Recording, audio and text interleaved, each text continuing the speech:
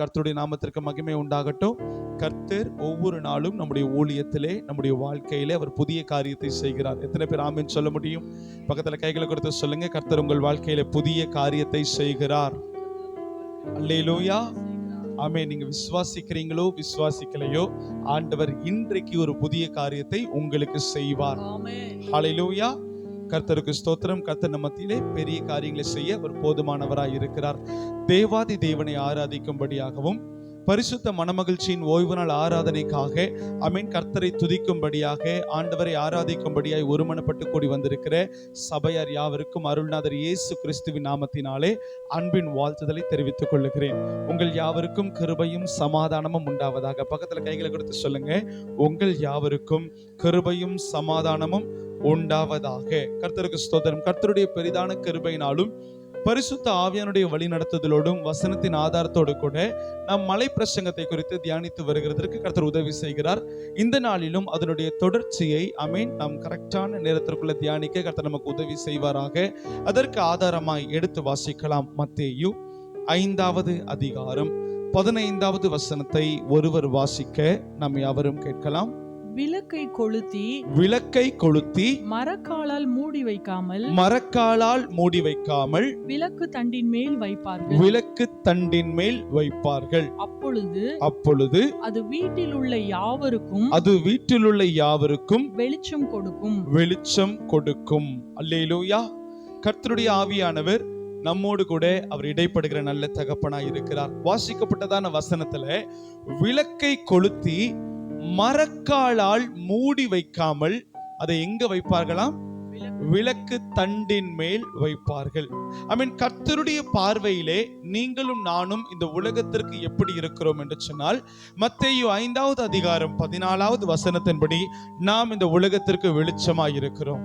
ஒரு ஆமென் சொல்ல கேட்கலாம். கர்த்தருடைய பார்வையிலே நீங்களும் நானும் இந்த உலகத்திற்கு வெளிச்சமாய் இருக்கிறோம். அருள்நாதர் இயேசு கிறிஸ்துவை சொந்த இரட்சகராய் ஏற்றுக்கொண்டு பிதா குமாரன் பரிசுத்த ஆவியானுடைய நாமத்தினாலே மூழ்கி ஞானஸ்நானம் பெற்ற ஒவ்வொருவரும் இந்த உலகத்திற்கு வெளிச்சமாய் இருக்கிறோம். கர்த்தருக்கு ஸ்தோத்திரம். ஆமென். இயேசு ஞானஸ்நானம் பெற்று ஜலத்திலிருந்து கரையேறின உடனே பரிசுத்த ஆவியானவர் புறாரூபம் கொண்டு அவர் மேல் இறங்கினார்.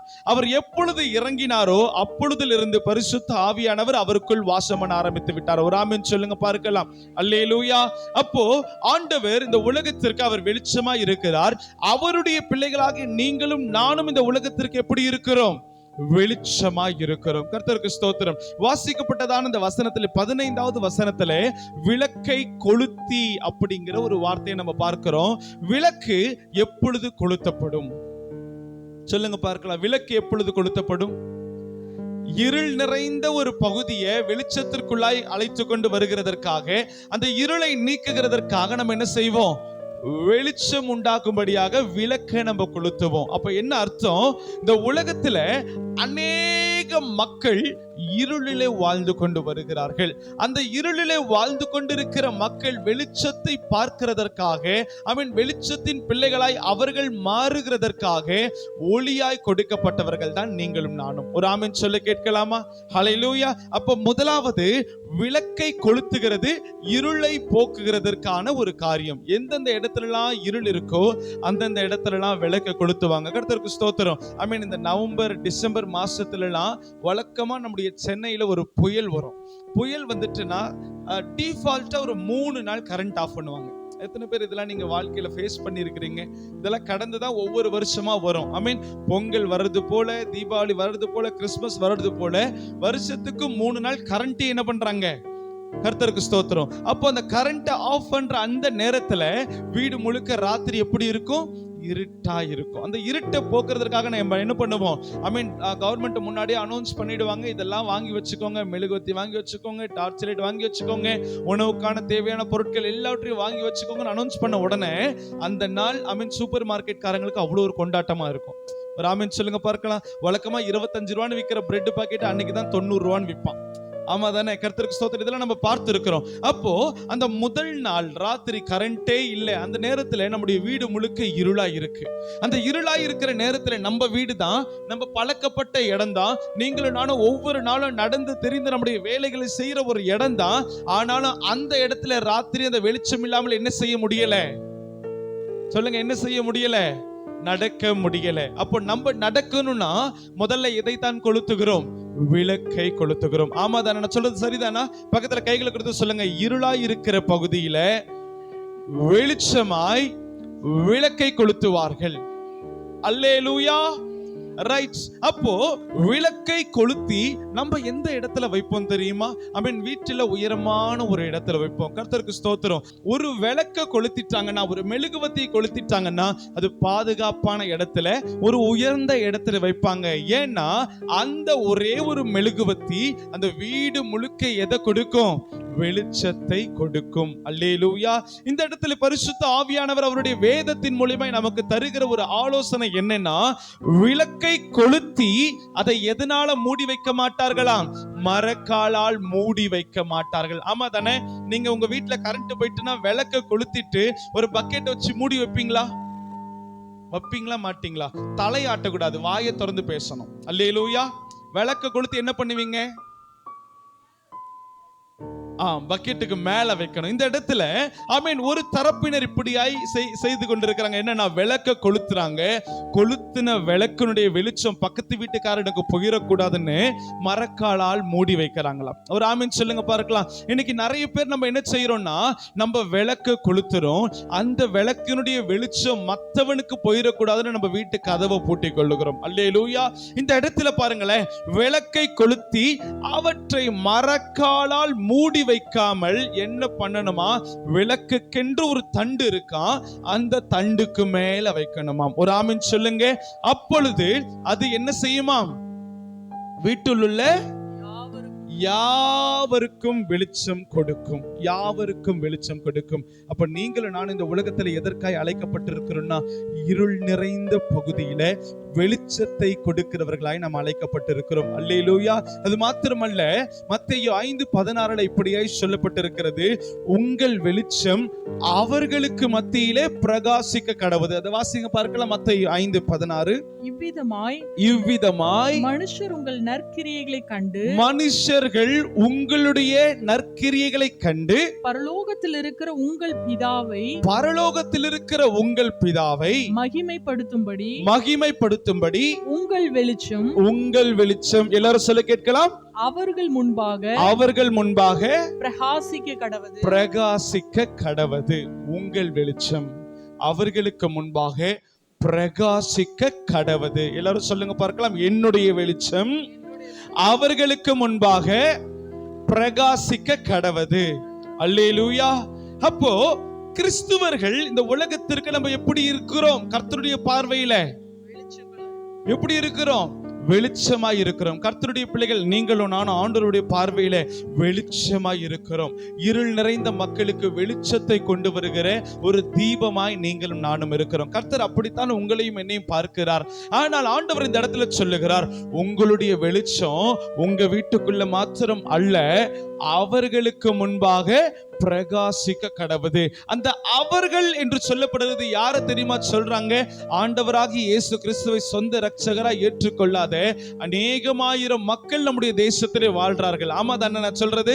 எத்தனை பேர் நம்முடைய வாழ்க்கையில நம்ம பார்க்கிறோம், நம்முடைய பகுதியில பார்க்கிறோம், நம்முடைய சொந்த பந்தங்கள் எத்தனையோ பேர் ஆண்டவராகிய இயேசு கிறிஸ்துவை சொந்த இரட்சகராய் ஏற்றுக்கொள்ளாமல் ஒரு வாழ்க்கை வாழ்ந்து கொண்டு வருகிறார்கள். இயேசுனா யாருன்னு தெரியாத ஒரு வாழ்க்கை வாழ்ந்து கொண்டு வருகிறார்கள். அவர்களுக்கு முன்பாக உங்களுடைய வெளிச்சம் பிரகாசிக்க கடவுது. ஒரு ஆமென். அல்லேலூயா. அப்போ அவர்கள் இருளில வாழ்ந்து கொண்டு வருகிறார்கள். அது என்ன ஒரு காரியம்னா, அவங்க இருளில இருக்கிறாங்கன்னு அவர்களுக்கே தெரியாதபடிக்கு பிசாசு என்ன செய்து கொண்டு வருகிறான்? அவர்களுடைய மனக்கண்களை குருடாக்கி கொண்டு வருகிறான். அல்லேலூயா, அல்லேலூயா. இன்னைக்கு ஆண்டவரை ஏற்றுக்கொள்ளாத, ஆண்டவரை அறியாத, கிறிஸ்துவர்கள்னா யாருன்னு தெரியாத, கிறிஸ்துவர்களை ஒதுக்குகிற அநேக கூட்டத்தார் இந்த உலகத்திலே உண்டு. அவர்கள் இருளிலே இருக்கிறார்கள் என்று அவங்களுக்கே தெரியாதபடி பிசாசு என்ன பண்ணுகிறான்? அவர்களுடைய மனக்கண்களை குருடாக்கி கொண்டு வருகிறான். அல்லேலூயா. ஆனால் நீங்களும் நானும் பாக்கியவான்கள், பாக்கியவதிகள். ஏன்னா நீங்களும் நானும் மனக்கண்கள் திறந்தவர்கள் மாத்திரம் அல்ல. கர்த்தருக்கு ஸ்தோத்திரம். நாம் இருளில் இருக்கிற ஜனங்களுக்கு வெளிச்சத்தை கொண்டு போய் சேர்க்கிறவர்கள். அல்லேலூயா. நிறைய பேருக்கு இந்த மாம்சத்தின் கண்கள் கொஞ்சம் திறக்கணும். ஹல்லேலூயா. சரியா? அப்ப நீங்களும் நான் இந்த உலகத்திற்கு எப்படி இருக்கிறோம்? வெளிச்சமா இருக்கிறோம். வெளிச்சமா இருக்கிற நாம் மற்றவர்களுக்கு நம்முடைய வெளிச்சத்தை கடத்த வேண்டும் என்று தான் கர்த்தர் நம்மை நம்முடைய தலைக்கு மேலே வெளிச்சத்தை வைத்திருக்கிறார். மத்தேயு 5:14 நம்ம வாசித்தோம், நீங்களும் நானும் இந்த உலகத்திற்கு வெளிச்சமாய் இருக்கிறோம். அல்லேலூயா. சரி, கர்த்தருக்கு ஸ்தோத்திரம். என்னுடைய ரட்சிக்கப்பட்ட நாட்கள்ல ஒரு நடந்த ஆண்டவர் எனக்கு சொல்லிக் கொடுத்த ஒரு அழகான ஒரு சம்பவத்தை நான் உங்களுக்கு சொல்லி தர வேண்டும் என்று பிரயாசப்படுகிறேன். கர்த்தருடைய பெரிதான கிருபையினால நான் ஒரு குறிப்பிட்ட நாள்ல ரட்சிக்கப்பட்டேன். ரட்சிக்கப்பட்டு 1, 2, 3 மாசத்துக்குள்ளே ஆண்டவர் என்னை அபிஷேகித்தார். ஒரு ஆமென் சொல்லுங்க பார்க்கலாம். அவருடைய விலையேற பெற்ற அபிஷேக தைலத்தை என்ன நம்பி அவர் வார்த்துட்டு போயிட்டார். ஒரு அல்லேலூயா. என்றைக்கு கர்த்தர் தம்முடைய தாசனுக்கு மேல் அபிஷேகத்தை ஊற்றுகிறார், அன்றைக்கே கர்த்தருடைய ஆவியானவர் வெளியில் அல்ல, அவனுக்குள்ளே வந்து விடுவார். அல்லேலூயா. இந்த பலிபீடத்திலிருந்து சொல்லுகிறேன், அபிஷேகத்தை பெற்றுக்கொண்ட நீங்கள் கர்த்தருடைய ஆவியானவர் உங்களுடைய இருதயத்திலே சுமந்திருக்கிறீர்கள். அல்லேலூயா. சரி, அப்போ ஆண்டவர் அபிஷேகத்தை கொடுத்த அந்த நேரத்தில் இருந்து ஆண்டவர் ஒரு சில வரங்களையும் கர்த்தர் கொடுத்தார். கர்த்தருக்கு ஸ்தோத்திரம். அது என்னென்ன காரியங்கள்னா, குடும்பத்துல நடக்க போகிற காரியத்தை முன்கூட்டியே ஆண்டவர் அறிவித்து விடுவார். ஒரு ஆமென் சொல்லுங்க. குடும்பத்துல ஏதாகிலும் ஒரு போராட்டம் நடக்க போகுதுன்னா 1 வாரத்துக்கு முன்னாடியே டைம் கேப்ல ஆண்டவர் என்ன செய்து விடுவார், அதை சொல்லி விடுவார். அப்பாவுக்கு ஏதாவது பலவீனம் வரப்போதா, ஆண்டவர் முன்னாடியே சொல்லிடுவார். அம்மாவுக்கு ஏதாவது பலவீனம் வரப்போதா, ஆண்டவர் முன்னாடியே சொல்லிடுவார். என்னுடைய வேலை ஸ்தலத்திலே ஏதாவது ஒரு போராட்டம் வரப்போதா, ஆண்டவர் முன்னாடியே சொல்லிடுவார். அவர் சொன்ன உடனே எனக்கு அவ்வளவு ஒரு சந்தோஷம். ஒரு நாள் முழுக்க ஃபாஸ்டிங் போட்டுருவேன். ஒரு ஆமென் சொல்லுங்க பார்க்கலாம். ஃபாஸ்டிங் போட்டு, ஆண்டவரே இந்த போராட்டத்தை உண்டு பண்ணுகிற பிசாசுடைய வல்லமைகள் அழிக்கப்படணும். ஆண்டவர் அப்படிப்பட்ட ஒரு கிருபைகளை கொடுத்திருந்தார். அந்த கிருபைகளை கொடுத்த உடனே எனக்குள்ள அவ்வளவு ஒரு சந்தோஷம். ஏன்னா எத்தனையோ பேருக்கு கிடைக்காத அந்த பாக்கியத்தை ஆண்டவர் என்ன பண்ணிருக்கிறார், எனக்கு கொடுத்திருக்கிறார். அப்போ ஊழியத்தை ஆரம்பிக்கல, ஆண்டவர் ஒவ்வொரு காரியத்தை என்ன செய்திருவார், அவர் வெளிப்படுத்திடுவார். அவர் வெளிப்படுத்தின உடனே அவ்வளவு சந்தோஷம். அந்த காரியத்திற்காக ஆண்டவர் பாதத்தில் அமர்ந்திருந்து ஜெபிக்கவும் ஆண்டவர் காரியத்தை மாற்றி விடுவார். உடனே நான் நினைப்பேன், என் குடும்பத்தை பாதுகாக்கிறதுக்காகத்தான் ஆண்டவர் கிருபைகளையும் வரங்களையும் கொடுத்திருக்கிறார்னு அவ்வளவு சந்தோஷம். ஒவ்வொரு நாள் ராத்திரி நான் ஜெபிக்கும் போது என் குடும்பத்திற்காக நான் ஆண்டவர் இடத்துல ஜெபிப்பேன். ஆண்டவரே, என் குடும்பத்திற்கு ஏதாகிலும் ஒரு போராட்டம் வர மாதிரி இருந்துச்சுன்னா எனக்கு நீங்க காண்பித்திருங்கப்பா அப்படின்னு சொல்லும் பொழுது ஆண்டவர் நிறைய காரியங்களை காண்பிப்பார். அந்த காரியங்கள் எல்லாம் ஜெபித்து ஜெயம் எடுத்துட்டு நான் புதிய நாளை துவங்குவேன். இது என்னுடைய வழக்கம். ஒரு நாள் பரிசுத்த ஆவியானவர் என்னுடைய இருதயத்தின் மூலியமாய், உணர்வின் மூலியமாய் பேச ஆரம்பித்தார். கர்த்தருக்கு ஸ்தோத்திரம். என்னன்னா, உனக்கு நான் கிருபைகளையும் உனக்கு நான் வரங்களையும் கொடுத்தது எதற்காகன்னு நீ நினைக்கிறேன்னு ஒரு கேள்வி கேட்டார். ஹல்லேலூயா. அந்த கேள்வி என்ன கேட்டார் சொல்லுங்க பார்க்கலாம். உனக்கு நான் கிருபைகளையும் வரங்களையும் கொடுத்தது எதுக்காக அப்படிங்கிற ஒரு கேள்வி. அந்த கேள்வி ஆண்டவர் கேட்ட உடனே எனக்குள்ள ஒரு பதில் வந்தது. என்னையும் என் குடும்பத்தையும் பாதுகாக்கிறதுக்கு தானே ஆண்டவரே நீங்க எங்களை நேசிக்கிறதுனால இந்த வரங்களை கொடுத்திருக்கிறீங்க. இந்த குடும்பத்தை நேசிக்கிறதுனால, இந்த குடும்பத்தை ஆசீர்வாதமான பாதையிலே வழி நடத்துகிறதற்காகத்தான் நீங்க என்ன பண்ணிருக்கிறீங்க, இந்த வரங்களை கொடுத்திருக்கிறீங்க அப்படின்னு ஆண்டவரிடத்துல நான் என்னுடைய மனசளவுல ஜெபத்துல நான் பேசுகிறேன். அப்பொழுது ஆண்டவர் சொன்னார், நான் உனக்கு கொடுத்திருக்கிற வெளிச்சம் உனக்கு மாத்திரம் அல்ல, உங்கள் வெளிச்சம் அவர்கள் முன் பிரகாசிக்க கடவது. ஒரு சொல்லுங்க பார்க்கலாம். உனக்கு நான் கொடுத்திருக்கிற வரங்கள் உன்னுடைய குடும்பத்தை காத்துக் கொள்ளுகிறதற்காக மாத்திரம் அல்ல, உனக்கு கொடுத்திருக்கிற கிருபைகள் உன்னுடைய குடும்பத்தை வேலையடைத்துக் கொள்ளுகிறதற்காக அல்ல, இருளில் இருக்கிற ஜனங்கள் அவர்களுக்கு முன்பாக உன்னுடைய ஒளி பிரகாசிக்கும்படியாக. ஹல்லேலூயா. ஆண்டவர் இந்த வார்த்தையை எனக்கு சொல்லி கொடுத்த உடனேயே என்னுடைய மனக்கண்கள் உண்மையாகவே அந்த நாளிலே திறக்கப்பட்டது. என்னுடைய மனக்கண்கள் திறக்கப்பட்டதான். அந்த நேரத்துல ஆண்டவரிடத்துல கேட்ட, ஆண்டவரே சரி நீங்க சொல்லுங்கப்பா, நான் எதற்காகலாம் ஜெபிக்கணும், எதற்காகலாம் நான் அப்பா திறப்புல நிற்கணும்னு கர்த்தரிடத்துல கேட்கும் பொழுது ஆண்டவர் சொன்னார், உங்களுடைய குடும்பத்தை நான் மாந்திரீக போராட்டத்திலிருந்து விடுதலையாக்கி நான் தெரிந்து கொண்டேன். அதே போல இந்த தேசத்துல எத்தனையோ 1000 மக்கள் அதே மாந்திரீக போராட்டத்துல இருக்கிறாங்க. கர்த்தருக்கு ஸ்தோத்திரம். எத்தனையோ மந்திர காரியங்களை இருக்கிறாங்க. அவர்களை தெரிந்து கொள்ளும்படியாக, அவர்களை ரட்சிப்பிற்கு நேராய் நடத்தும்படியாக உனக்கு நான் வரங்களையும் கிருபைகளையும் கொடுத்திருக்கிறேன். அல்லேலூயா. அப்படி சொன்ன உடனே கர்த்தருக்கு ஸ்தோத்திரம். அந்த நபர்களுக்காக ஜெபிக்க ஆரம்பித்தோம். கர்த்தர் ஆமென் ஜெபிக்கிற ஒவ்வொரு இடத்திலையும் அவர் விடுதலை தருகிறார். ஹல்லேலூயா. ஒரு ஆமென் சொல்லுங்க பார்க்கலாம். அதே போல ஆண்டவர் நமக்கு நிறைய ஆசீர்வாதங்களை தருகிறார். உண்மைதானே? ஆவிக்குரிய ஆசீர்வாதங்களை நமக்கு தராரா இல்லையா ஆண்டவர்? ஒரு ஆமென் சொல்லுங்க பார்க்கலாம். ரைட். உலக பிரகாரமான நன்மைகளை கர்த்தர் தருகிறாரா இல்லையா? தருகிறார். சரீர பிரகாரமான ஆசீர்வாதங்களை தருகிறாரா இல்லையா? தருகிறார். உங்களுக்கு எனக்கும் அநேக நன்மைகளை கர்த்தர் தந்திருக்கிறார். ஆவிக்குரிய நன்மைகளை கர்த்தர் தந்திருக்கிறார். பிரகாரமான நன்மைகளை கர்த்தர் தந்திருக்கிறார். சரீர பிரகாரமான நன்மைகளை கர்த்தர் நமக்கு தந்திருக்கிறார். அப்படி எல்லா நன்மைகளும் எதற்காகன்னு தெரியுமா ஆண்டவர் நமக்கு தந்திருக்கிறார்? நம்மளுடைய நன்மைகள், உங்களுடைய ஆசீர்வாதம், உங்களுடைய வெளிச்சம் அவர்களுக்கு முன் பிரகாசிக்க கடவுது. ஒரு ஆமென் சொல்லுங்க பார்க்கலாம். அவர்களுக்கு முன் பிரகாசிக்க கடவுது. கர்த்தருக்கு ஸ்தோத்திரம். இன்னைக்கு கிறிஸ்துவர்கள் ஆமென் பழைய காலத்து கிறிஸ்துவர்களை போல இல்லாம இப்பொழுது ஒரு மாடர்ன் கிறிஸ்டியன்ஸா நம்ம நிறைய பேர் என்ன பண்ணிக்கிட்டு வருகிறோம், மாறிக்கொண்டே வருகிறோம். கர்த்தருக்கு ஸ்தோத்திரம். ஆமென். அந்த காலத்துல இருக்கிற கிறிஸ்தவர்களா எப்படின்னா, எனக்கு ஒரு அங்கி இருந்துச்சுன்னா இன்னொரு மனுஷனுக்கு ஒரு அங்கி வாங்கி தரணும்னு பிரயாசப்படுவார்கள். அல்லேலூயா. எனக்கு ஒரு ஆசீர்வாதம் இருந்துச்சுன்னா அது இல்லாத நபர்களுக்கும் ஒரு ஆசீர்வாதத்தை கொடுக்கணும்னு அவர்கள் பிரயாசப்படுவார்கள். அல்லேலூயா. ஆனா இப்பொழுது இருக்கிற கிறிஸ்தவர்கள் எப்படி தெரியுமா? என் வீட்டுல 3 பேருனா எங்களுக்கு 6 அங்கி வேணும். ஹல்லேலூயா. எத்தனை வேணும்? 6 அங்கி வேணும். ஆமென். மற்றவர்களை குறித்து ஆமென் ஒரு கரிசனையோடு இல்லாம, ஆமென் பிரஜாதி மார்க்கத்தாரை குறித்து, அழிந்து போகிற ஆத்துமாக்களை குறித்து ஒரு கரிசனை இல்லாம, இருளில் இருக்கிற மக்கள் என்னைக்கு வெளிச்சத்துக்கு வருவாங்கன்னு ஒரு கரிசனை இல்லாம, என் வீடு, என்னுடைய சொத்து, என்னுடைய வேலை, என் பிள்ளைங்க, என்னுடைய காரியங்கள் அப்படின்னு சொல்லிட்டு நமக்கென்று வாழுகிற ஒரு கூட்டம் இந்த உலகத்துல பெருகிட்டு தான் இருக்கு. நான் சொல்றது ஆமாவா இல்லையா? ஹல்லேலூயா.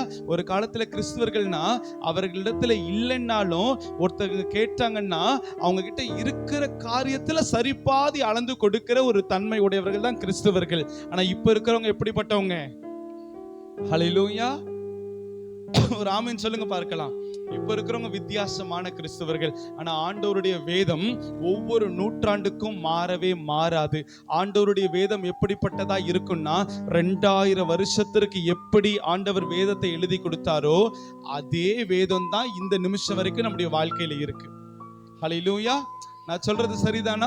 2000 வருஷத்துக்கு முன்னாடி கொடுத்த அதே வேத வாக்கியங்கள் தான் இந்த நாளிலேயே நம்ம கர்த்தருடைய வேதத்தை நம்ம சுமந்து கொள்ளுகிறோம். அந்த வேதத்திலே ஆண்டவர் என்ன சொல்லி இருக்கிறார்? நீங்கள் உலகத்திற்கு வெளிச்சமாய் இருக்கிறீர்கள். அப்போ நீங்களும் நான் இந்த உலகத்திற்கு வெளிச்சமாய் இருக்கிறோம். கர்த்தர் நம்மை வெளிச்சத்தின் பிள்ளைகளாய் வைத்திருக்கிறார்.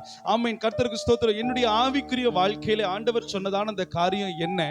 ஆண்டவருடைய பாதத்திலே அமர்ந்திருந்து ஆமென் குடும்பத்திற்காக ஜெபிக்கணும்னு நான் நினைச்ச பொழுது ஆண்டவர் சொன்னார், உன் குடும்பத்துக்காக மாத்திரம் அல்ல, சமுதாயத்திற்காக நீ ஜெபிக்கணும். ஹல்லேலூயா.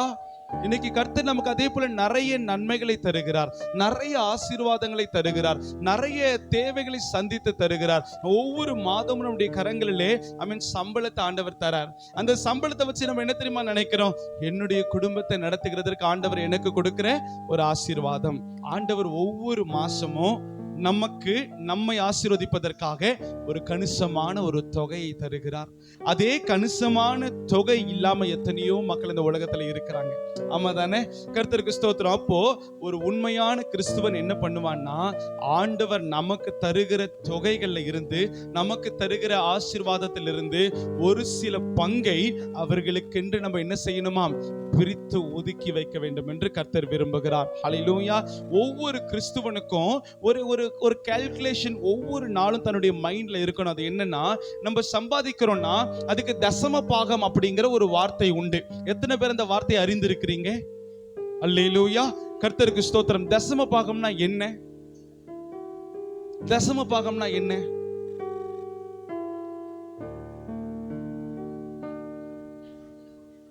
ரைட், நம்ம சம்பாதிக்கிற தொகையில 10ல் ஒரு பகுதி தெய்வத்திற்கு கொடுக்கணும். கர்த்தருக்கு ஸ்தோத்திரம். ஐ மீன், பொதுவா கிறிஸ்தவர்கள் 100% மக்கள் மாத்திரம் இந்த தசம பாகத்துல உண்மையா இருப்பாங்க. கர்த்தருக்கு ஸ்தோத்திரம். நான் பலிபீடத்துல இருந்து சொல்றேன். ஐ மீன், நம்ம சம்பாதிக்கிற பணத்துல 10ல் ஒரு பகுதி, நீங்க 100 ரூபா ஒரு நாள் சம்பாதிச்சீங்கன்னா 10 ரூபா யாருக்குரியது?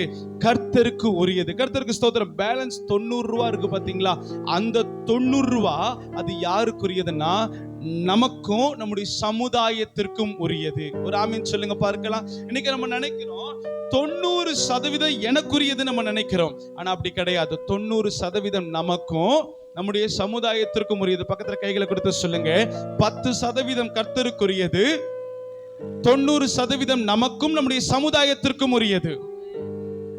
ஹல்லேலூயா.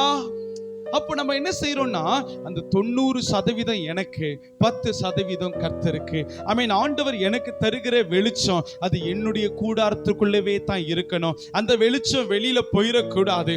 ஆண்டவர் எனக்கு தருகிற ஆசீர்வாதம் அது எனக்குள்ள தான் இருக்கணும். வெளியில நான் என்ன பண்ண மாட்டேன், தர மாட்டேன், என் கரங்களை நீட்ட மாட்டேன்னு நீங்க சொன்னீங்கன்னா ஆண்டவருடைய வாக்குத்தத்தத்திற்கு நான் பாத்திரவான்களா இருக்க முடியாது. கர்த்தர் சொல்லுகிறார், உங்கள் வெளிச்சம் அவர்கள் மேல் பிரகாசிக்க கடவுது. அப்படின்னா நான் எனக்கு ஒரு கால்குலேஷன் வச்சிருக்கிறேன். 10% மேல நான் ஆண்டவருக்கு கொடுத்துருவேன்.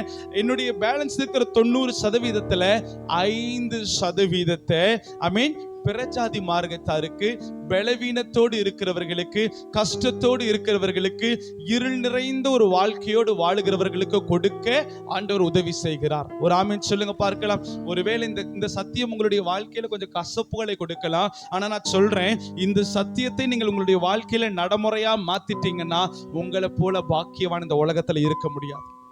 ஹல்லேலூயா. ஆனா நிறைய பேர் நம்ம என்ன செய்யறோம் தெரியுமா? 10% ஆண்டவருக்கு கொடுக்கிறோம். இன்னும் கொஞ்சம் பேர் கொஞ்சம் டிஃபரெண்டான ஆட்கள் 1% ஆண்டவருக்கு கொடுத்துட்டு 99% என் பாக்கெட்லயே வச்சுக்கிற ஒரு காரியம். ஒரு ஆமீன் சொல்லுங்க பார்க்கலாம். ஆண்டவருக்கு 1 ரூபா, நமக்கு 99 ரூபா. இப்படி இருக்கிற ஒரு வாழ்க்கையினால ஆண்டவர் நம்மளை என்ன செய்ய முடியாது? சொல்லுங்க, ஆசீர்வதிக்க முடியாது. ஆண்டவர் நம்மளை சோதித்து பார்ப்பார். எப்படி தெரியுமா சோதித்து பார்ப்பார்? என் பிள்ளைங்களுக்கு நான் 10,000 ரூபாய் கொடுக்கிறேன், அந்த 10,000த்துல அவங்க உண்மையா இருக்கிறாங்களா? இல்ல அந்த 10,000த்துல தனக்கென்று 10,000 ரூபாய் கிடைச்சிருச்சுப்பா, என் வாழ்க்கையை நான் கடத்த போறேன், என் வாழ்க்கை, என் குடும்பம், என் பிள்ளைகள்னு இருக்கிறாங்களா? இல்ல மற்றவர்களுடைய இருளில் இருக்கிறவர்களையும் அவர்கள் நினைக்கிறார்களான்னு கர்த்தர் பார்ப்பார். அல்லேலூயா. அந்த 10,000த்துல நீங்க உண்மையா இருந்தீங்கன்னா ஆண்டவர் அடுத்த கட்டத்துக்கு உங்களை கொண்டு செல்வார். அதற்கு நீங்க உண்மையா இருந்தீங்கன்னா அடுத்த கட்டத்திற்கு ஆண்டவர் உங்களை கொண்டு செல்லுவார். அல்லேலூயா. இன்றைக்கு நம்முடைய வேதத்திலே ஒரு நபரை நான் உங்களுக்கு காண்பிக்க போகிறேன். அதற்கு ஆதாரமா எடுத்து வாசிக்கலாம். மார்க்கு 3வது அதிகாரம் 1வது வசனத்தை ஒருவர் வாசிக்க நாம் யாவரும் கேட்கலாம். மறுபடியும் அவர் ஜெப ஆலயத்தில் பிரவேசித்தார். இயேசு ஜெப ஆலயத்தில் பிரவேசித்தார். அங்கே சூம்பின கையை உடைய ஒரு மனுஷன் இருந்தான். அங்கே சூம்பின கையுடைய ஒரு மனுஷன் இருந்தான். எல்லோரும் சொல்ல கேட்கலாம், யார் இருந்தா? சூம்பின கையுடைய ஒரு மனுஷன் இருந்தான். எந்த இடத்துல? ஜெப ஆலயத்தில். எந்த இடத்துல? ஜெப ஆலயத்துல. ஜெப ஆலயத்துல ஒரு மனுஷன் இருக்கிறானா அவன் யாரு? ரட்சிக்கப்பட்டவன். சரிதானா? சர்ச்சுக்குள்ள ஒரு மனுஷன் இருக்கிறானா யார் அவன்? ரட்சிக்கப்பட்டவன். இன்னைக்கு நீங்களும் நானும் சபைக்குள்ள இருக்கிறோம். அப்ப நீங்களும் நானும் யார்? ரட்சிக்கப்பட்டவர்கள். அப்ப ஜெப ஆலயத்திற்குள்ள ஒரு மனுஷன் இருக்கிறான். அந்த ஜெப ஆலயத்திற்குள்ள இயேசு பிரவேசிக்கிறார். பிரவேசித்து அந்த மனுஷனை பார்க்கிறார். அந்த மனுஷனுடைய கை எப்படி இருந்துச்சு? வெரி குட், கரெக்டா சொன்னீங்க. எப்படி இருந்துச்சு? சூம்பின கை உடையவனாய் அவன் இருந்தான். அப்போ சர்ச்சுக்குள்ள ஒரு மனுஷன் இருக்கிறான், அவன் கை சூம்பின கையா இருக்கு. கர்த்தருக்கு ஸ்தோத்திரம். இன்னொரு வசனம், 5வது வசனத்தை வாசிக்க கேட்கலாம்.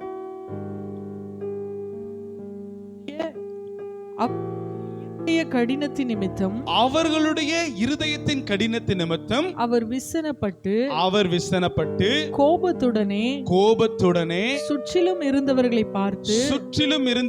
பார்த்து அந்த மனுஷனை நோக்கி, அந்த சூம்பின கையுடைய அந்த மனுஷனை நோக்கி, உன் கையை நீட்டு என்றார். அல்லேலூயா. என்ன சொன்னார் ஆண்டவர்?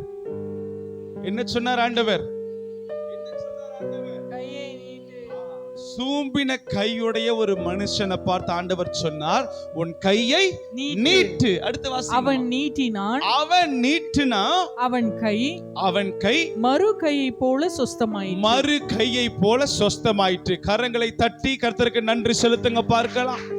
ஹல்லேலூயா. இயேசு ஜெபாலயத்திற்குள்ளே பிரவேசிக்கிறார். அப்படி பிரவேசிக்கும் பொழுது ஒரு மனுஷனை பார்க்கிறார். அந்த மனுஷனுடைய இடது கை நல்லா இருக்கு, வலது கை சூம்பின கையா இருக்கு. சூம்பின கைனா தெரியும் நினைக்கிறேன், இந்த போலியோனால அட்டாக் ஆன கைகள்லாம் பார்த்திருப்பீங்கல்ல, அது போல ஒரு கை. எலும்பு மாத்திரம் தான் இருக்கும், வேற ஒண்ணும் இருக்காது. அப்படிப்பட்ட ஒரு மனுஷன் இருக்கிறான். அந்த மனுஷன் ஜெபாலயத்துக்குள்ள இருக்கிறான். கர்த்தர் அவனுடைய கையை பார்க்கிறார், அவனுடைய முகத்தை பார்க்கிறார். அவனை பார்த்து ஆண்டவர் சொல்லுகிறார், உன் கையை நீட்டு. ஒரு ஆமென் சொல்லுங்க பார்க்கலாம். கையை நீட்டுன்னு சொன்ன அந்த நிமிஷத்துல அவன் கையை நீட்டுறான். கையை நீட்டின உடனே என்ன நடந்துச்சு? மறு கையை போல சொஸ்தமாயிடுச்சு. ஒரு ஆமென் சொல்லுங்க. இன்னைக்கு நிறைய கிறிஸ்தவர்களுடைய கரங்கள் உலக பிரகாரமான பார்க்கும்போது நல்ல மோதிரம், நல்ல பிரேஸ்லெட், நல்ல வளையல், அந்த மாதிரி காரியங்களை போட்டு ஆசீர்வாதமா இருக்கு. ஆனா ஆவிக்குரிய கண்ணோட்டத்தோடு பார்க்கும் பொழுது கிறிஸ்துவனுடைய கை எப்படி இருக்கு? சூம்பின கையை போல இருக்கு. ஒரு ஆமென் சொல்லுங்க பார்க்கலாம். ஹல்லேலூயா. ஆமா, அவன் சூம்பின கை உள்ளவனா இருந்தானா, ஆண்டவர் சொன்னார், உன் கை சூம்பின கையா இருக்கிறதுக்கான காரணமே உன் கையை நீ நீட்டாததுனால தான். ஆண்டவர் சொன்னார், உன் கையை நீட்டுன்னு சொன்னார். நீட்டின அந்த நிமிஷமே அவன் கை நல்ல மறு கையை போல சொஸ்தமாய் மாறி. அல்லேலூயா. இன்றைக்கு சபை, ஆண்டவர் உங்களுக்கு எனக்கு கை நிறைய ஆசீர்வாதத்தை கொடுக்கிறார். ஏன் தெரியுமா நம்ம கையை நீட்டாம இருக்கிறோம்? இன்னைக்கு கர்த்தருக்கு ஸ்தோத்திரம். நம்ம டேனியல் பீட்டர் அங்கிள் எப்பவுமே ஒரு காரியத்தை சொல்லுவாங்க. கர்த்தருடைய ஆவியானவர் அபிஷேகத்துல ஊற்றப்படுகிற அந்த நேரத்துல சபையில எல்லாரும் துள்ளி குதித்து அந்நிய பாஷை பேசுவாங்களாம். ஆனா அதே சபையில ஒரு சில ஆத்துமாக்கள் மாத்திரம் பாக்கெட்ல கையை வச்சுட்டே குதிப்பானா. ஏன் சொல்லுங்க பார்க்கலாம். ஆமா, ஏதோ பாக்கெட்ல இருந்து ஏதாவது கீழே விழுந்துருமோ, அந்த கை இங்க வச்சா என்ன அர்த்தம்? சூம்பின கையா இருக்குன்னு அர்த்தம். ஒரு ஆமென் சொல்லுங்க பார்க்கலாம். இன்னைக்கு நிறைய பேருடைய கை சபையில, நம்ம சபையில மாத்திரம் அல்ல, இந்திய தேசத்துல, தமிழ்நாட்டில, சென்னை பட்டணத்துல இருக்கிற ஒவ்வொரு சபையில இருக்கிற அநேகருடைய கை சூம்பின கையை போல இருக்கு. இன்னைக்கு ஆண்டவர் உங்களுக்கு எனக்கு தருகிற ஆசீர்வாதமான வெளிச்சம் எதற்காக ஐயா? என் குடும்பத்தை நடத்த உண்மைதான். ஆனா இருளில் இருக்கிற ஜனங்களுக்கு மத்தியில என்னுடைய வெளிச்சம் பிரகாசிக்கணும். ஹல்லேலூயா. யோசித்து பாருங்க, நம்மளுக்கு கிறிஸ்மஸ் நேரத்துல நம்முடைய கண்கள் திறக்கப்படும். நம்ம 5000 ரூபாய்க்கு ட்ரெஸ் எடுத்துருவோம். ஒரு 50 ரூபாய்க்கு ஒரு பனியன் வாங்கிட்டு ஒரு நபர்கிட்ட கொடுத்துட்டு அவர்கிட்ட கொடுக்கும் போதே ஒரு போட்டோ வரை எடுப்போம். எடுப்பீங்களா? ஒருவேளை நீங்க எடுக்கலனாலும் நான் எடுக்கிற ஆட்களை பார்த்து இருக்கிறேன். ஒரு ஆமென் சொல்லுங்க பார்க்கலாம். எடுத்துட்டு, தம்பி இந்த ட்ரெஸ்ஸை போட்டுக்க, இயேசு உங்களுக்கு கொடுத்துட்டார் அப்படின்னு சொன்ன உடனே நமக்குள்ள ஒரு சந்தோஷம். ஆனா அந்த நபருக்கு பாருங்க, வருஷத்துக்கு ஒரே ஒரு பனியன் தான். ஆனா நமக்கு, கர்த்தருக்கு ஸ்தோத்திரம், சபைக்கு வரும்போதெல்லாம் புது புது புடவைகள். கர்த்தருக்கு ஸ்தோத்திரம், சபைக்கு வரும்போதெல்லாம் புது புது ஆடைகள், சபைக்கு வரும்போதெல்லாம் எங்க பார்த்தாலும் புது புது ட்ரெஸ் நம்மளுடைய வாழ்க்கையில இருக்கும். ஆனா இருளில் இருக்கிற மக்களை நினைக்கிறதுக்கு நம்ம தவறி விடுகிறோம். ஹல்லேலூயா. ஞாயிற்றுக்கிழமை மாத்திரம் நமக்குள்ள ஒரு ஒளிவட்டம் தோன்றும். அந்த மக்களையும் நம்ம நினைக்கணும். இந்த ஓய்வு நாள் ஆராதனையில நம்ம கர்த்தருடைய வார்த்தையை கேட்கிறோம். கிறிஸ்மஸ் நாட்கள்ல மாத்திரம் அல்லம்மா, ஒவ்வொரு நாளும் அவனுக்கு வயிறு இருக்கு. ஹல்லேலூயா. கிறிஸ்மஸ் நாள்ல மாத்திரம் அல்ல, ஒவ்வொரு நாளும் அவனுக்கு உடம்பு இருக்கு, அவனுக்கு மானம் இருக்கு, அவற்றை மறைக்கிறதுக்கு அவனுக்கு துணி தேவைப்படுகிறது. ஒரு ஆமீன் சொல்லுங்க. எனக்கு தெரியும் ஆமீன் வராதுன்னு எனக்கு தெரியும். அல்லேலூயா. இல்லங்க எனக்கு தெரியுங்க, நீங்க சொல்ல மாட்டீங்கன்னு தெரியும். அல்லேலூயா. ஆமா, ஏன்னா ஆண்டவர் நேத்தே சொல்லிட்டார். நிறைய பேர் கை எப்படித்தான் இருக்கு? சூம்பின கையை போல இருக்கு. ஆண்டவர் சொல்லுங்க, உன் கையை நீட்டு. எதுக்கு நான் உன்னை ஆசீர்வதிக்கிறேன்? எதுக்கு ஒவ்வொரு வருஷமும் உனக்கு இன்கிரிமெண்ட் கிடைக்குது? எதுக்கு ஒவ்வொரு வருஷமும் உன் பேக்கெட் ஆசீர்வதிக்கப்படுது? 5 வருஷத்துக்கு முன்னாடி நீ இருந்த ஸ்டாண்டர்ட் எப்படி இருக்கு? இப்போ நான் உன்னை எப்படி உயர்த்தி வச்சிருக்கிறேன்? ஆசீர்வாதமாய் வச்சிருக்கிறேன். எதுக்கு நான் உன்னை உயர்த்தணும்? ஆண்டவரே என்ன ஆசீர்வதிக்க? ஆண்டவர் சொன்னார் பாத்தீங்களா, நான் ஆரம்ப நாட்கள்ல என் குடும்பத்துக்காகவே ஜெபம் பண்ணும்போது ஆண்டவர் இந்த இடத்துல கேட்டார்ல, எதுக்கு நான் கிருபையை தரணும்? எதுக்கு வரங்களை தரணும்? நான் சொன்னது என்ன? என் குடும்பத்தை பாதுகாக்க. அது போல நிறைய பேர் என்ன பண்றோம்? என் குடும்பத்துக்காக, என் குடும்பத்துக்காக, என் கணவனுக்காக, என் மனைவிக்காக, என் பிள்ளைகளுக்காக, என் பிள்ளைகளுக்காக அப்படின்னு நம்ம சொல்லி சொல்லி சொல்லி பிரஜாதி மார்க்கத்தார நம்ம மறந்துடுறோம். ஒரு 50 வருஷத்துக்கு முன்னாடி நம்முடைய தமிழ்நாட்டுல, நம்முடைய இந்திய அளவுல ஒரு பெரிய எழுப்புதல் வந்துச்சு. அந்த எழுப்புதலுக்கு மிக முக்கியமான ஒரு காரியம் என்ன தெரியுமா? ஈகை. கிறிஸ்தவர்கள் எல்லாம் கொடுத்து பழகுனாங்க. கிறிஸ்தவர்கள் தனக்கென்று இருக்கிற காரியத்தை கொடுத்து பழகுனாங்க. அவங்க கர்த்தருக்கு கொடுக்கிறத மாத்திரம் அதோட நிப்பாட்டிடல, மனிதர்களுக்கும் கொடுத்து பழக ஆரம்பித்தார்கள். ஆனா இன்னைக்கு இருக்கிற கிறிஸ்தவர்கள் நம்ம கர்த்தருக்கு கொடுக்கிறோம், ஆனா ஏழைக்கு இறங்க மாட்டேங்கிறோம். ஹல்லேலூயா. நான் சொல்றது உண்மையா இல்லைன்னா நீங்க என்னன்னு கேட்கலாம். நம்ம கர்த்தருக்கு காணிக்கையை கொடுக்கிறோம், நம்ம கர்த்தருக்கு தசம பாகங்களை கொடுக்கிறோம், நம்ம ஆண்டவருக்கு பொருத்தனை செய்த காரியங்களை கொடுக்கிறோம். ஆனா நம்ம காட்டிலும் ஏழ்மையான நிலைமையில இருக்கிற எத்தனையோ நபர்கள் இருக்கிறாங்க. அவர்களிடத்துல கையை நீட்டுகிறதுக்கு நம்மளுக்கு எப்படி இருக்கு? சூம்பின கையோடு கூட நம்ம இருக்கிறோம். ஹல்லேலூயா. கர்த்தருக்கு நேரா கையை நீட்டுறோம், கை நல்ல கையா இருக்கு. ஆனா மனுஷனுக்கு நேரா கையை நீட்டும் போது நம்ம கை சூம்பின கையாய் மாறிடுது. ஹல்லேலூயா. இன்னைக்கு ஆண்டவர் சொல்லுகிறார், உன் கையை உதாரணத்துவமாய் நீட்டு. ஹல்லேலூயா. உனக்கு நான் கொடுத்திருக்கிற ஆசீர்வாதம் அது உனக்கு மாத்திரம் அல்ல. இது சபை நம்ம தெரிந்து கொள்ளணும். அல்லேலூயா. இதை நீங்க தெரிந்து கொள்ளணும். ஒருவேளை நீங்க கடன்ல இருக்கலாம். நான் சொல்லுவேன், நீங்கள் அவர்களுக்கு கொடுத்தீங்கன்னா அவருக்கு கடன் கொடுக்குறீங்கன்னு பைபிள் சொல்லுது. நான் சொல்றது சரிதானா? நீங்க ஏழை எளிய மக்களை நினைத்தீங்கன்னா கர்த்தருக்கு கடன் கொடுத்தீங்கன்னு பைபிள் சொல்லுது. அப்போ அவர்களுக்கு இறங்கும் போது உங்களுக்கு யார் கடன்காரனா இருக்கிறார்? கர்த்தர் நமக்கு கடன்காரனா இருக்கிறார். அப்போ அவர் நமக்கு நம்ம கொடுத்த கடனை என்ன தருவார்? அவருடைய கரங்களின் நேராய் நீட்டிய ஒரு உதாரணத்துவமாய் நம்மை ஆசீர்வதிப்பார். அல்லேலூயா. இன்னைக்கு நம்ம தெரிந்து கொள்ளணுமா? ஆண்டவர் எனக்கு தருகிற வெளிச்சம் இது எனக்கு மாத்திரம் அல்ல, எனக்கு தருகிற ஆசீர்வாதம் அது எனக்கு மாத்திரம் அல்ல, எனக்கு தருகிற நன்மைகள் எனக்கு மாத்திரம் அல்ல, எனக்கும் என்னுடைய சமுதாயத்திற்கும். ஹல்லேலூயா. நான் சொல்றது புரியுதா? அந்த சூம்பின கை உடையவன் என்றைக்கு ஆண்டவருடைய வார்த்தைக்கு கீழ்ப்படிந்து தன்னுடைய கையை நீட்டினானோ அன்னைக்கே அவனுடைய கை மறு கையை போல என்னமாயிடுச்சு? சொஸ்தமாயிடுச்சு. இன்னைக்கு உலக பிரகாரமாய் நம்ம கை நல்லா தான் இருக்கு, ஆமா தானே? உலக பிரகாரமாய் நல்லா இருக்கு. ஆனா ஆவிக்குரிய பிரகாரமாய் பரலோகம் நம்முடைய கைகளை பார்க்கும் பொழுது ஒவ்வொருத்தனும் ஒரு கை நல்லா இருக்கு, ஒரு கை எப்படி இருக்கு? ஏன் அந்த சூம்பினது? ஆண்டவர் தரத பாக்கெட்லயே கை இப்படியே வச்சுக்கிட்டு இருக்கிறோம். ஹல்லேலூயா. இந்த புத்தூர் கட்டு அங்கெல்லாம் போனீங்கன்னா வாசல்ல நிக்கிறவங்க இப்படி கையில இப்படி கட்டு போட்டுட்டே நிப்பாங்க. அது போலத்தான் ஆவிக்குரிய பிள்ளைகள் என்ன பண்ணிட்டு இருக்கிறோம்? கட்டு போட்டுக்கிட்டே நிக்கிறோம். ஒரு ஆமென் சொல்லுங்க பார்க்கலாம். இன்னைக்கு நீங்க விடுதலையோடு கையை எடுத்து கர்த்தரை துதிக்கணும்னா கர்த்தருடைய பிள்ளைகளுக்கு நீங்க விடுதலையோடு கொடுக்க பழகணும். ஹல்லேலூயா. உங்களிடத்துல யாராகிலும் ஒருத்தர் வந்து கேட்கிறாங்களா? அவங்க கிட்ட இருக்கிறது கொடுக்க பழகுங்கள். ஒரு ஆமென் சொல்ல கேட்க கர்த்தருக்கே கொடுக்கிறோம். கர்த்தருக்கு ஸ்தோத்திரம். இந்த 5வது வசனத்தை மறுபடியும் வாசிக்க கேட்கலாம். அவர்களுடைய இருதய கடினத்தின் நிமித்தம், அவர்களுடைய இருதய கடினத்தின் நிமித்தம் அவர் விசனப்பட்டு. போதுமா? கர்த்தருக்கு ஸ்தோத்திரம். நீங்க யோசித்து பாருங்க, நம்ம நிறைய நேரத்துல நம்ம கொடுக்கிறதுக்கு நம்ம இருதயம் எப்படிப்பட்டதா இருக்கு? கடினப்படுது. ஆமா தானே நான் சொல்றது? நான் மாசம் முழுக்க சம்பாதிச்சு எனக்கே 10,000 ரூபாய் தான் இருக்கு. இதுல என்ன அழகுனா, ஆண்டவருடைய பிள்ளைகள் ஆண்டவருக்கு கொடுக்கவே இருதயத்தை ஒரு சிலவங்க என்ன பண்ணிட்டு இருக்கிறாங்க? கடினப்படுத்திட்டு இருக்கிறாங்க. இது உண்மைதான் நான் சொல்றது. ஆண்டவருடைய பிள்ளைகள் ஆண்டவருக்கு கொடுக்கிறதுக்கே என்ன பண்றாங்க? கடினப்படுத்தி கொண்டிருக்கிறார்கள். வாசிங்க. அவர்களுடைய இருதய கடினத்தின் நிமித்தம் அவர் விசனப்பட்டு. இன்னைக்கு நீங்களும் நானும் நம்முடைய இருதயம் கடினமாய் நமக்கு கர்த்தர் தருகிற ஆசீர்வாதம் நமக்கென்று நம்ம வைத்துக்கிட்டே இருந்தோம்னா, நம்பர் 1 கர்த்தர் விசனப்படுவார். ஹல்லேலூயா. நான் ஏன் என் பிள்ளைங்களுக்கு ஆசீர்வாதத்தை கொடுத்தேன்? நான் ஏன் என் பிள்ளைகளை இப்படியாய் நிரப்புகிறேன்? என் பிள்ளைகளை ஒரு நாள் அப்பத்திற்கு நான் அலைந்து தெரியாதபடி நான் ஆசீர்வாதமாய் நடத்துகிறது எதுக்காக? அவங்க ஆசீர்வாதமாய் இருக்கணும், அவர்கள் மூலியமாய் மற்றவர்களும் ஆசீர்வாதமாய் இருக்கணும். ஹல்லேலூயா. நான் கேபிக்கு ஒவ்வொரு காரியத்தை சொல்லி கொடுக்கும்போது அப்படிதான். ரோட்ல எங்கனாவது போகும்பொழுது, சிக்னல்ல நிற்கும் போது யாராவது ஒருத்தங்க யாசகம் கேட்டு பக்கத்துல வரும் பொழுது கேபி கிட்ட ஒரு சில்லறை எடுத்து நான் கொடுப்பேன். என்னுடைய அம்மா எனக்கு இதை பழக்கினதான ஒரு காரியம். கேபி கிட்ட ஒரு ரூபாய் எடுத்து கொடுத்துட்டு, ஏசப்பா உங்களுக்கு கொடுக்க சொன்னாருன்னு சொல்லி கொடுக்க சொல்லுவேன். ஒரு ஆமென் சொல்லுங்க பார்க்கலாம். அதை நம்ம பிள்ளைகளிடத்திலிருந்து நம்ம என்ன செய்யணுமா, சொல்லி கொடுக்கணும்னு ஆண்டவர் விரும்புகிறார். ஹல்லேலூயா.